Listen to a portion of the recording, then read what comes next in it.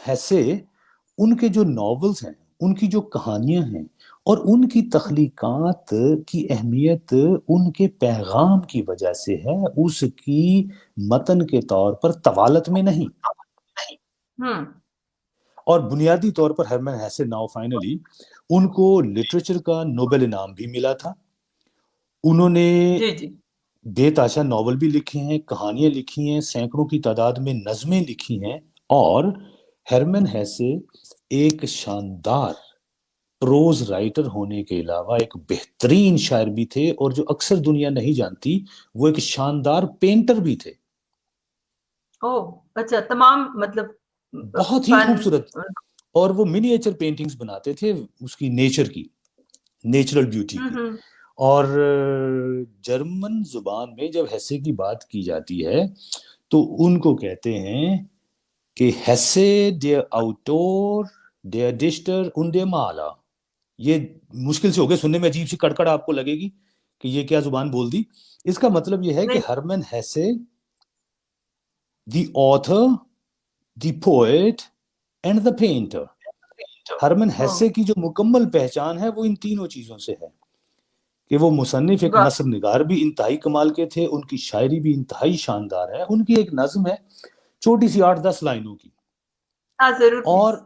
اور وہ اس وقت تو میں کیا ڈھونڈ کے سنا سکوں گا آپ کو، افسوس کی بات ہے، کیونکہ ہونا یہ چاہیے تھا کہ ہمارے پاس وہ 2 ٹیلی فون ہوتے جس میں سے، یا مجھے پہلے پتا ہوتا تو میں لکھ کے کاپی کر کے تو وہ سنانے کے لیے اپنے پاس رکھ لیتا۔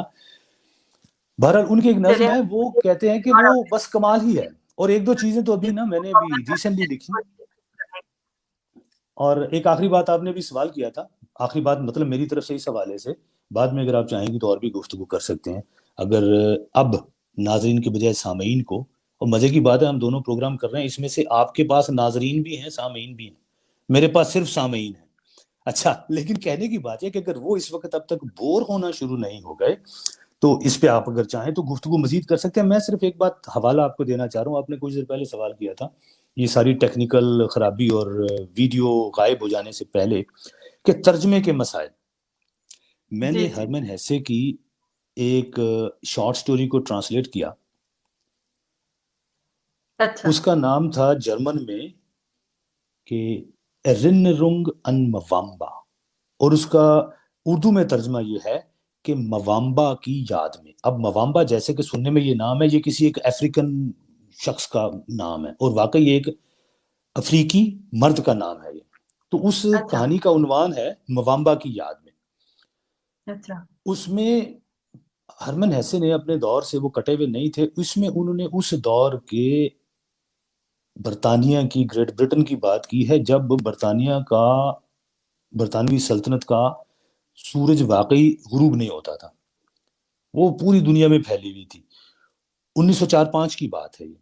تو ایک برطانوی سیلرز کا، بزنس مین اینڈ نیوی جو سولجرز ہوتے ہیں سیلرز، ان کا ایک شپ تھا جو مصر میں پورٹ سعید کی بندرگاہ میں رکا ہوا تھا۔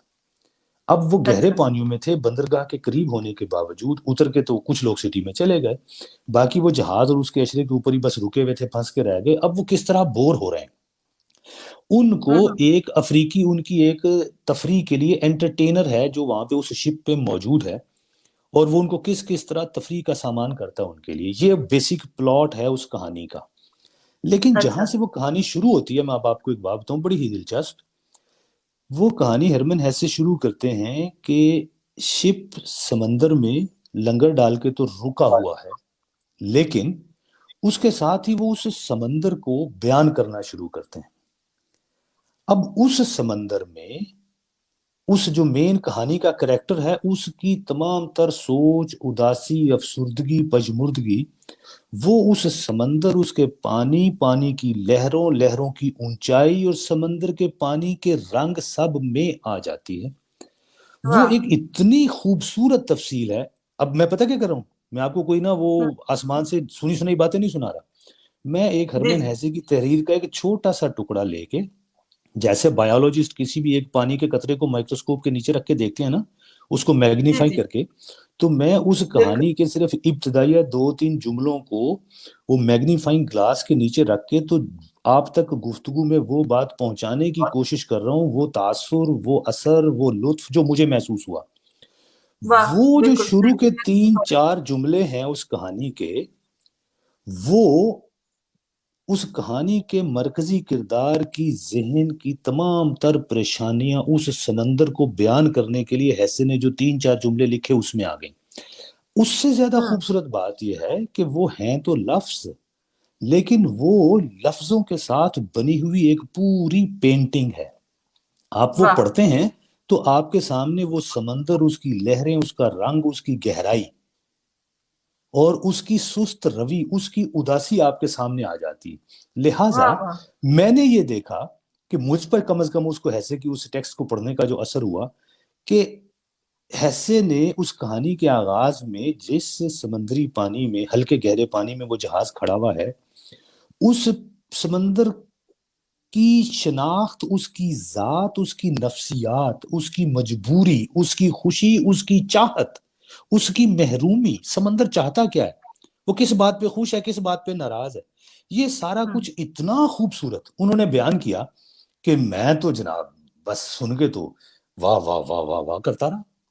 لیکن اس سے بڑا مسئلہ یہ تھا کہ اب اس کو ٹرانسلیٹ کیسے کیا جائے. اس میں 2-3 जी, انہوں نے جرمن زبان میں لفظ ایسے استعمال کیے تھے کہ بڑی کوشش خواہش کے باوجود میں نے ترجمہ کیا، لیکن میں مطمئن ہی نہیں ہو رہا تھا.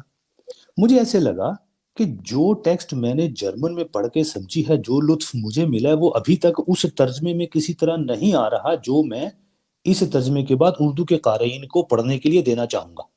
لہٰذا اب آپ کے لیے अच्छा, آخری بات یہ کہ ان 3 جملوں کا ترجمہ کرنے میں مجھے 3 دن لگے.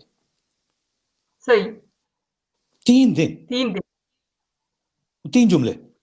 اس کے بعد جا वाह! کر مجھے تھوڑا سا یہ احساس ہوا کہ نہیں، اب یہ جو اردو کی ٹیکسٹ بنی ہے ٹرانسلیشن کی، اب یہ متن یہ تقریباً اس سمندر، اس کی خوبصورتی، اس کی اداسی کو بیان کرتا ہے اردو میں جس طرح ہیسے نے اس کو جرمن میں لکھا.